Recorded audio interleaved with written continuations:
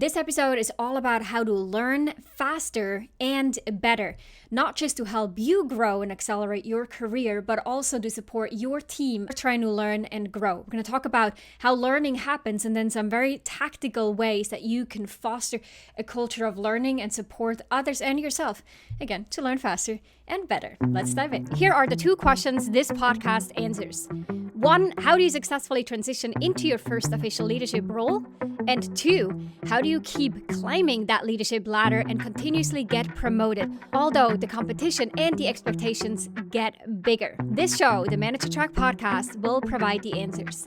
I'm your host, Ramona Shaw. I'm on a mission to create workplaces where work is seen as a source of contribution, connection, and personal fulfillment. And this transition starts with developing a new generation of leaders who know how to lead so everyone wins and grows. In the show, you'll learn how to think, communicate, and act as a confident and competent leader you know you can be. Welcome to this episode of the Manager Track podcast. This podcast is all about helping you become the best version of yourself at work and in your career. In this episode, we're going to dive into something really interesting, and this is about how our brains learn. Now, okay, you might be thinking, great, why should I care about this? That's not top of mind or not the biggest priority. But understanding how we learn, how you learn, and how your team members learn is really important. It will help you not only get better faster, but also be a better manager to your team and boost their performance. So we're going to break down some big ideas around learning into smaller, sort of adjustable components. And my goal is to make this very practical. So you don't have to be a brain scientist and understand neuroscience. We're not going to go too much into that. While I'm going to highlight sort of the key takeaways, I want to give you a bunch of practical tips that you can start using right away. I hope you're ready to unlock the secrets of learning. So let's start off with the basics of human learning. When we talk about learning, we're not just talking about memorizing facts like you might have done at school tests. We're really talking about learning as how we're constructing information. An analogy that helps us understand this is, imagine your brain is like a big Lego construction. Every time you learn something new, it's like adding new pieces to your construction. But it's not that we just adding one piece on top of the other. We're not building a tower of Lego pieces. We are trying to figure out with every piece how to make the entire construct better. So when you learn new information, i.e. you take a new Lego piece, your brain's trying to figure out where that best place is to put that new piece. Sometimes that also means that we have to rearrange some of the existing pieces in order to make everything fit better. And that is what scientists call constructivism. It basically means that we're building our understanding of the world, and we're not just sort of empty buckets that get filled with information. A lot more like a master builder, always working on that Lego masterpiece, which means adding more pieces, but also reconstructing as we go. So this is important for you and for you as a manager, because when you think about, let's say, being in a meeting or being in a training session, be this about leadership or be this about something very technical, you're not just sitting there like a sponge soaking up information one by one, like a feed or like a water bucket. Now, while you're listening, your brain is actively trying to figure out how all this new information fits into what you already know. So it's constantly asking itself, how is this relevant to me? And you can accelerate this by asking and consciously thinking about, how does this relate to my last project?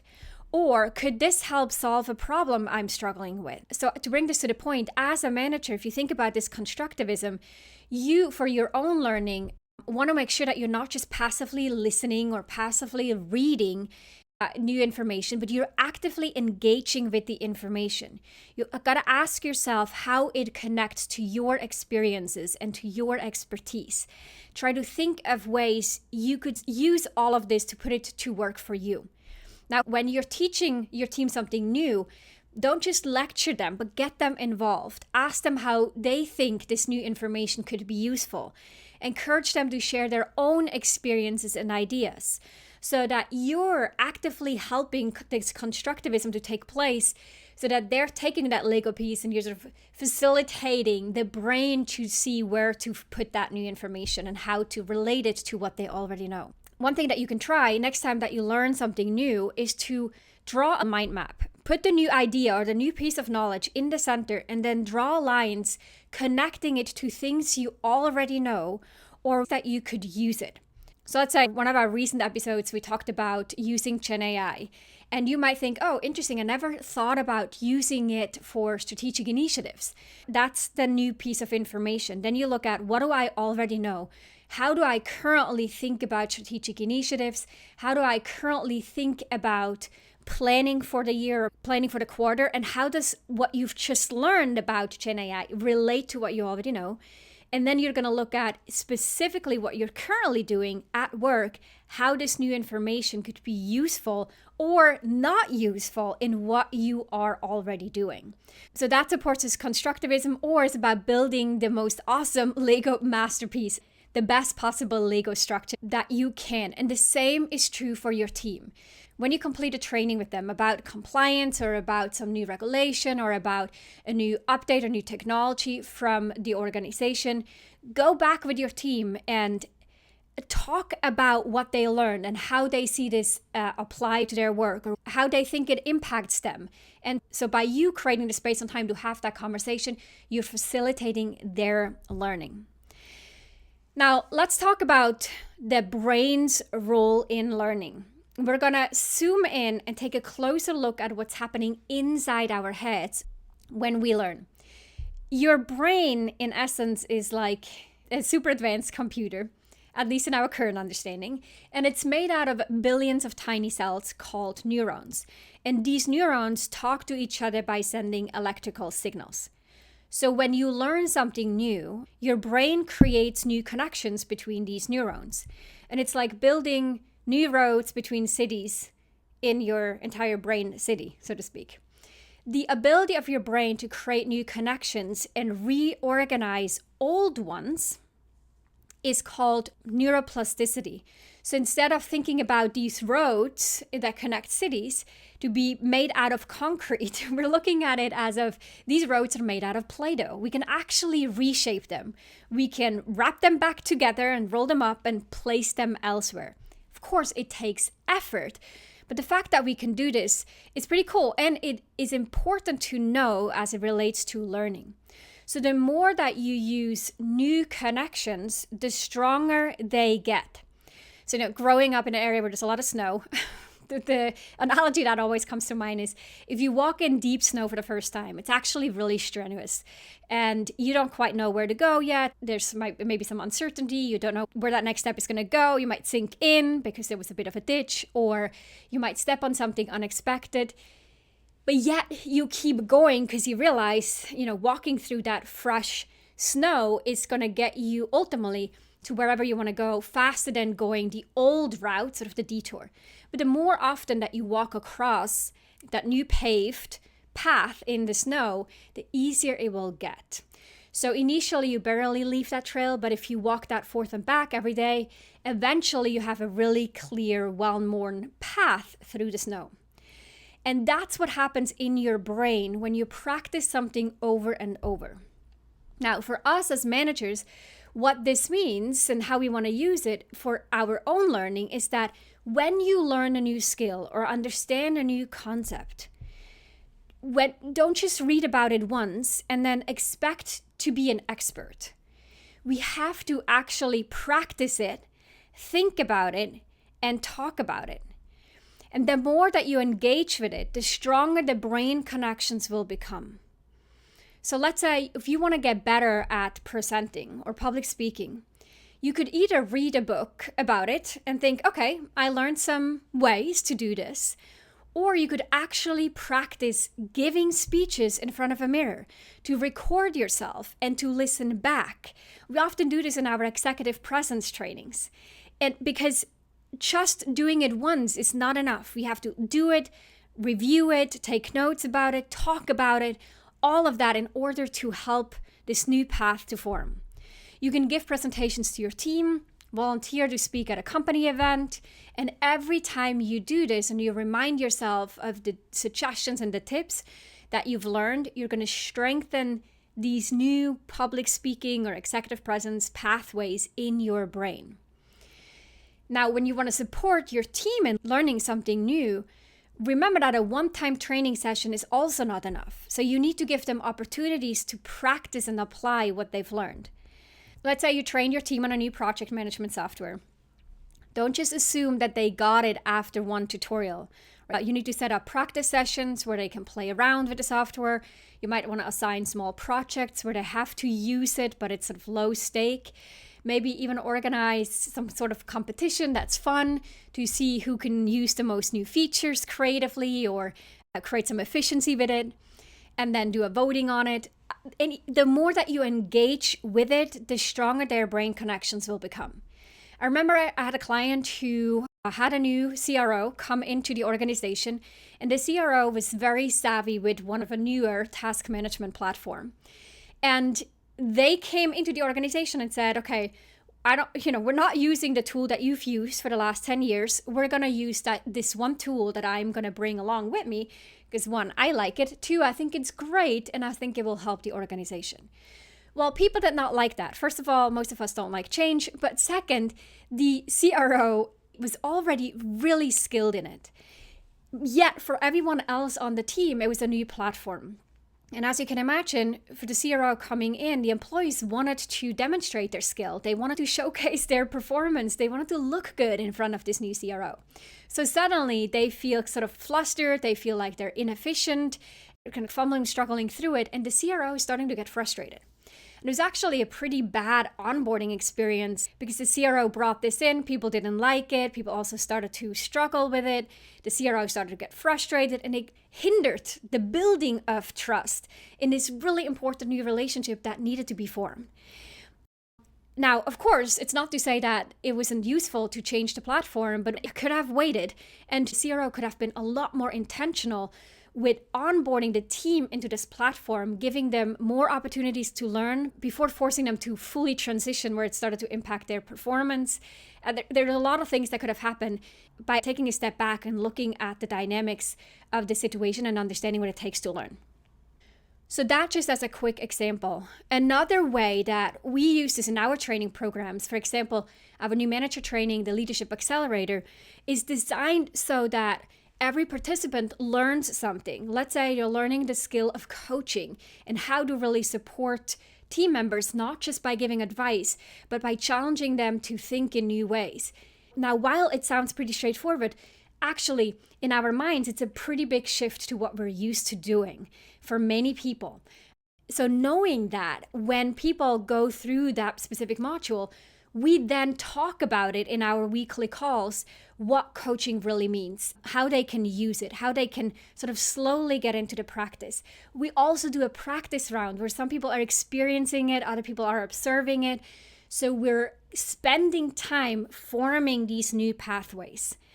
And while we may think, well, no, we got to rush it, it needs to go fast, and me giving you a 10-minute introduction into coaching should be sufficient, it simply isn't. And we look at retention rates of workshops and one-off trainings, and we clearly see that it isn't working, right? So then that full hour was actually a waste of time. If you really want to teach something to your team or learn something for yourself, listening to a podcast or reading that book and then moving on to something else, speed reading through it, using the PDF summaries of books, and then moving on to the next one just because you want to hit 100 books a year or whatever number, it may give you a kick and a boost because you read all the books, but it isn't actually a signal that you've learned it. Now, maybe you did, but we don't know. But what would be a way stronger signal that you actually learned what you read is if you spent time thinking about it, if you create a mind map, if you talked to other people about it, you had a book club meeting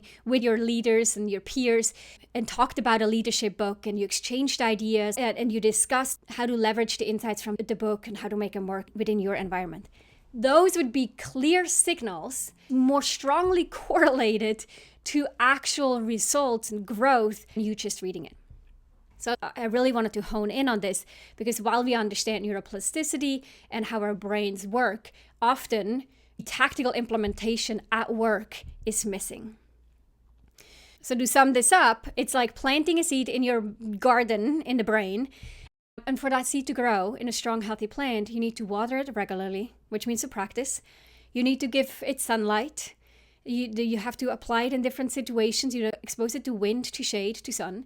You need to nurture it, which means to reflect on what you've learned. So as a manager, you're not just tending to your own brain garden, but you're also helping your whole team grow these plants out of the seeds that you've placed in their brains. Now, the other part about neuroplasticity is to really understand that we're incredibly adaptable. No matter how old you are and what your background is, you can always learn new things and reshape your brain. And this is what we've often talked about when we discuss a growth mindset versus having a fixed mindset. So when someone says, oh, I'm just not good at this, I can't learn that, I'm too old, all of that is totally just a belief in our heads, just a thought in our heads, not actually true. With practice and persistence, you can literally rewire your brain. And that's, I think, what's fun. It's something that keeps me going all the time. I have to challenge myself because I definitely find myself too thinking, I'm just not wired this way. And like, hold on a second. No, that's not true. If I wanted to, I could actually improve certain skills, adopt a new way of thinking, and so forth. Now that we know that our brains can change, let's talk about how we can learn to make the most out of it. And this is a bit like having a toolbox with different learning tools and knowing when to use each tool. First, there's something called associative learning. This is when we try to connect the dots with new ideas. Your brain loves to make connections. And when you praise or you recognize a team member that suddenly they are more motivated to do that specific behavior again, it's because their brain just connected recognition with this task, and that leads to stronger motivation to do this same behavior next time again. In a recent example, one of our clients said, well, I have a team member who never takes notes in meetings, and suddenly they were like writing something down, and I said, oh, I love that you're taking a note of this. This makes me feel like you're participating. And without them saying anything else from there on out, in 90% of the time, this particular employee started to take notes. This person's brain was connecting the dots. It's basically saying what behaviors lead to good results. What strategies seem to work. So for yourself and for your team, encourage this. Maybe it is to ask on a regular basis or in the team meeting, what's a new thing that you learned? What did we learn as a team collectively? What is something that was hard or it failed and it was a learning opportunity? By asking those questions, we're now allowing others to connect the dots. Oh, something goes wrong. Yeah, we could sort of like soak ourselves in pity and in shame or in guilt for it going wrong. Or we can say like, oh, learning opportunity, I'm connecting the dots. And then me sharing the takeaways and the insights from this mistake is recognized and is encouraged. The second one is observational learning. This is sort of the fancy talk for monkey see, monkey do. We learn a ton just by watching others. Think about how you learned to cook or ride a bike or even brush your teeth. You probably watched an adult do it and then you thought, oh, let me try this too. And as a manager, this is really important because other people are watching you. They're learning from you on how you handle certain situations, how you talk to people, how you respond to feedback or to being challenged, how you approach problems. It's important for you to find role models or other people that you admire for certain behaviors or skills. And then you watch them, how they handle tough situations or how they motivate their teams. And by observing, you learn. By the way, I often hear this from leaders we work with, that they say, oh, I've learned how to do it and I've learned how not to do it through my exposure to other managers. Totally true. You have a manager who does a really bad job in leading the team or who's micromanaging or is moody, and you see the impact like through observation. Your brain is saying like, don't ever do that. That's not a good thing. Of course, now if you think about your team, you hope that your team isn't going to say that about you. Your team should be saying, Now, I learn from you because you are a role model to me on what to do.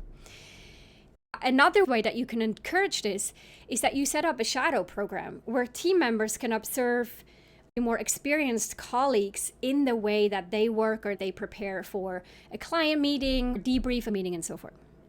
Okay, so that's the second one. The third one is experiential learning. This is sort of the learning by doing, and it's often the most powerful way to learn. It's also how a lot of the learning happens on the job. Let's say skiing. You could watch others ski all day, but just because you watch doesn't mean that you know how to do it. Watching others parent, watching others lead is very different than actually being a parent and actually being a leader or a manager. Or actually, going back to the skiing, actually being on skis, right? So for you, this means, we can think about how we would handle certain situations, but then a really good way is to just expose ourselves to the challenge and being okay making mistakes. So volunteer for new projects or responsibilities, raise your hand when there's an opportunity to get promoted or to take on something new, even if it feels like you might not quite be ready or it feels scary. The new experience in itself is a chance to learn and grow. Now, for your team, it's the same thing. If you create a safe space where they can take on opportunities to learn new things and experiment with it, and then not being reprimanded if they make a mistake. Of course, the high-risk mistakes, you need to be there and sort of ensure that that doesn't happen. But oftentimes, we want to go help them even for small stuff. We see them struggle and we think we need to jump in and give them the answer or do it for them. No, that is all part of the experience. It's not supposed to be all smooth. It's supposed to feel like a challenge, and it's supposed to be a little bit iterative, right? So let that be okay, and know that that's part of learning. Now, the next way of learning, and the last one that I want to call out here, is implicit learning. This is sort of the ninja of learning. It happens without you even realizing it. It's how you pick up on the unwritten rules of your workplace, or you learn to read the mood in a room. As a manager, you're probably doing this all the time without realizing it. How you're paying attention to what people do and you're starting to adapt the way that you communicate to them. It often can be facilitated by listening to the gut feeling that you get and leaning into that. So you might get a gut feeling like, I think someone is, a bit down or seems a bit demotivated or disengaged. And then leaning into that and asking questions to see if you are on the right track. That is sort of picking up data points and then learning as you go. Similar for your team, it's about picking up these unspoken cues, and you want to be mindful of the vibe that you create on your team and what kind of implicit learning environment that you create. Because if you reprimand someone for making a mistake and then you start micromanaging, your team is implicitly learning that when they make a mistake, you're going to jump in and sort of micromanage. So what they'll do is avoid taking on more challenging things, or when a mistake happens, they won't share that with you. So these are all the different ways of learning, and there isn't one better way than the other. They all happen somewhat simultaneously, and it's for you to think about the different types of learning and trying to figure out how can I foster more opportunities for myself and for my team to learn through one of these different forms. To review those different learning types, let's use this analogy of cooking. If you learn to cook a new dish, associative learning is noticing that when you add spices, the food tastes better. Observational learning is to watch a cooking show or a cooking video or seeing your friend make a dish. Experiential learning is getting in the kitchen and actually trying to cook it yourself. And then implicit learning is sort of developing the feel for cooking over time, like knowing when the pan is hot enough even without checking for its temperature. So as a manager, you want to use all different types of learning, like a master chef is using all different types of cooking techniques. And you want to create opportunities for your team to use all of these learning styles too. Now, of course, the one thing that we also need to pay attention to is not everyone learns the same way or learns as effectively through the different methods. So you offer a variety in learning experiences, and then you'll see some people do a lot better with the experiential learning, others do more so with the associative, the observational learning. it's a bit of a buffet and everyone's going to sort of choose what they like the most or what works best for them. Okay, now that we've covered the different types of learning, let's talk about what can make learning easier or harder. So there's certain conditions that can foster a culture of learning for yourself and others, and then those that can hinder. The first one here that I want to call out is motivation. This is really the not so secret sauce of learning. When you're really interested in something, learning feels easy and fun. But when you're not motivated, even simple things can feel like climbing a mountain. So as a manager, you want to find ways to boost motivation. It often comes from connecting the dots of why learning something new is important for their work, or might even be important for whatever they want to do next in their career. If someone says, hey, I want to ultimately lead my own company, but right now I'm part of a startup. It's like, okay, so you learning quality assurance of our processes or our product or code, that will help you later when you have your own company and that you develop good quality products or processes and so forth. So you can help them see the why behind what they're learning.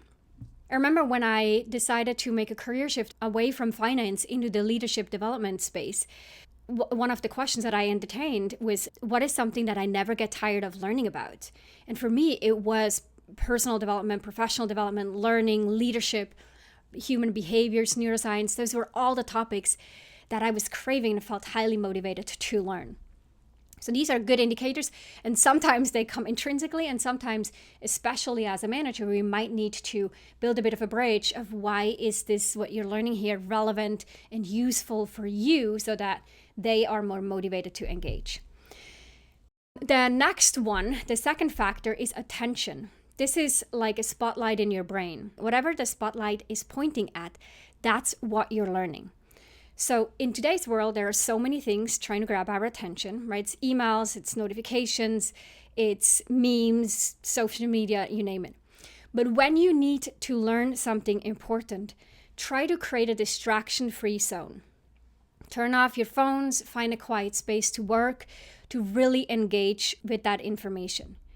Same for your team. Help them carve out dedicated learning time where they don't get interrupted. Have learning hours, have those conversations where everyone talks about that same. Create a block where you don't schedule meetings.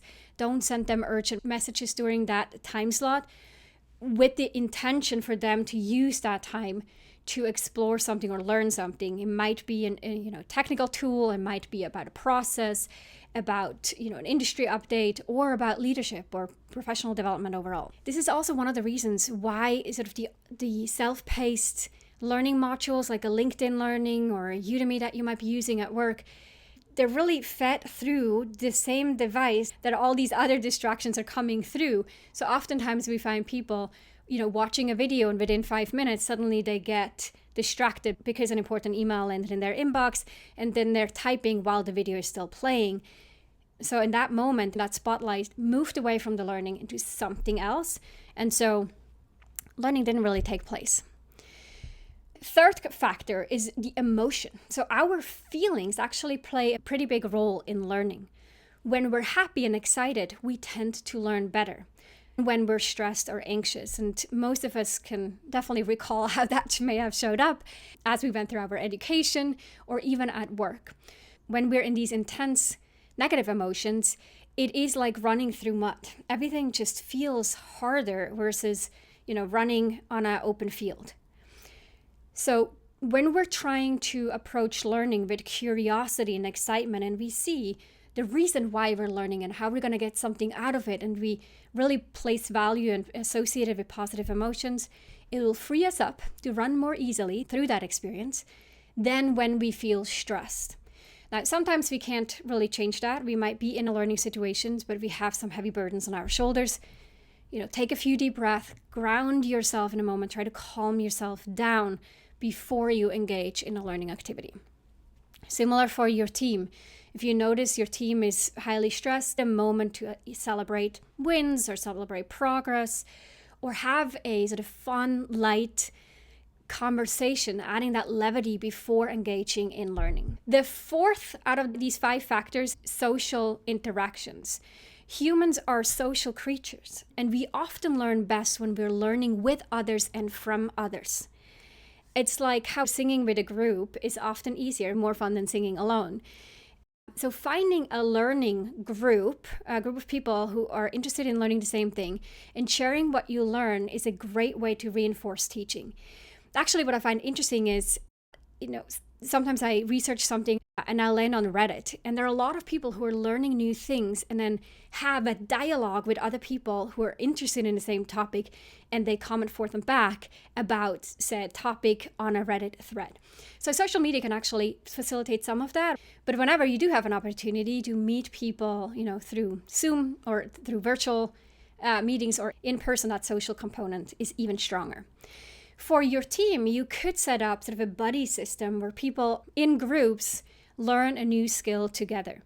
In our work, in our programs, and I'm going to go back here to the Leadership Accelerator, we have these small groups, cohorts of 4 to 6 managers that learn leadership skills together for that exact reason. Not only are we spending time to sort of reflect and think through what we're learning, but we're also having that social interaction where we see, the way that we think about this, maybe it's similar or different than others. And that accelerates their learning process. The last factor I'm going to call out is the environment. Where and how we learn can also make a difference. So it's like trying to read a book at a rock concert versus in a comfy chair by a fireplace is, one is definitely easier than the other. So for yourself, think about what kind of environment helps you to learn best. For me, it's definitely being by myself, not having things to do or being on a timeline where I feel like I need to often check my clock, being in a comfortable space, having something to drink next to me, having my pen and paper and all that really creates a really positive experience for me. When I was at university, although I lived by myself and, a quiet home, all the things that I needed, I loved going to the library, sitting in the library, having this little tiny desk with the lamp, and I would just sit there for hours studying. That kind of learning environment amongst other students really helped.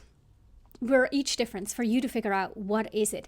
Do you need music? Do you need total silence? Do you actually like sort of a coffee shop where some of the things are happening? Similar for your team. Try to see what kind of learning spaces they enjoy. Some probably prefer a busy collaborative area and others prefer a quiet corner. Give people options on how they want to learn or even engage with them in that conversation. How do you like learning? What helps you to learn certain things, and then encourage them to make use of those. I'm going to go back to that gardening example. As a manager, you're really like a gardener, trying to create the best conditions for your team's learning to flourish. You're also planting those seeds and then helping those seeds grow. And just like different plants need different care, different people may also need different learning conditions. The key is that you experiment, that you check in with them, and you find what works best for you personally. And then, again, on that note of the team, to figure out, encourage them to use whatever works best for them. So remember, creating the right conditions for learning is just as important as the content being learned. So I know this was a lot of information, but to wrap it all up, what's really key here for yourself and for your team is to set specific learning goals and to not just have a goal, but to also know, why am I learning that, in order to foster that motivation and enthusiasm for learning it. What will I be better at? How is this helping me in my future career? Or is it helping me now in this role in order to be more successful? Then think about how you learn best, how you can leverage a number of different tools and learning styles, and then how can you create an environment that fosters that learning. So as you think about goal setting or professional development for your team, at the time that this episode goes live, many of us are starting to think about goals for the next year, for 2025. And as you think about these goals and the reason for why you want to set these goals, then also have a conversation or think for yourself, how am I going to apply this? What are the different formats? Am I going to shadow someone? Am I going to sort of create roundtable conversations or peer conversations? Am I going to write about it? Am I going to record myself and review it? Where do I build in these feedback loops in order to then take that Lego piece and not just add it on top of what I already have, but to reconstruct that Lego masterpiece in the best possible way?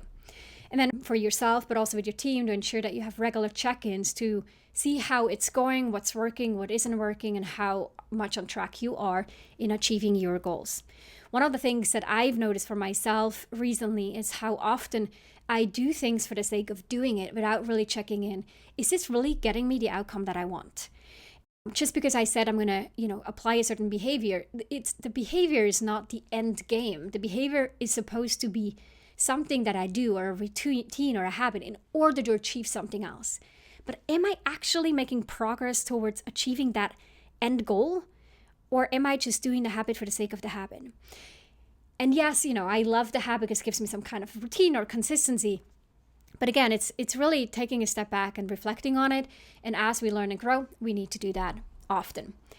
I hope this was helpful. I also suggest sharing this with your team as you think about learning and growth, so that all of you have the same language and understanding of how to foster a culture and an environment that's conducive to learning and growth. And if you're interested in joining one of our programs that are really designed with a lot of this information in mind, and it's also the reason why our programs have such positive results, and you can read that on our website, reshaping.org, under client results and how we are developing leaders and the growth and the results that they're achieving. So if you're interested to really lean into all of that in the coming year, email us at contact@arcova.org or check out the show notes for the link to schedule a strategy call and talk through what options might be best for you. And with that, have a great week, and I'll talk to you next time. If you enjoyed this episode, then check out 2 other awesome resources to help you become a leader people love to work with.